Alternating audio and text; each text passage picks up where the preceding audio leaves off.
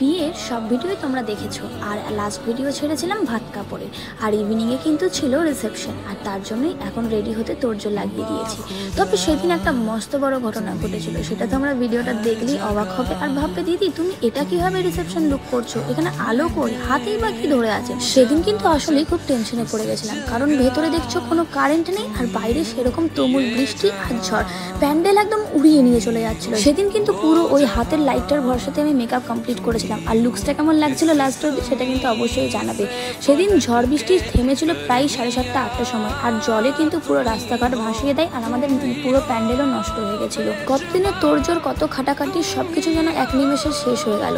আর তারপরে কিন্তু আবার সবকিছু রিক্রিয়েট করা হয়েছিল। লাস্ট অবধি কিন্তু আমরা বৃথা যেতে কিছুই দেখিনি, সব ভিডিও আসছে, ফুল ভিডিওতে দেখতে পাবে। তারপরে আমরা কি করেছিলাম, কিভাবে এনজয় করেছিলাম, কারণ ওখানে আমি ব্লগ করার একদম টাইম পাইনি। আমি যখন স্টেজে বসেছিলাম তখন বাজে রাত 8টা।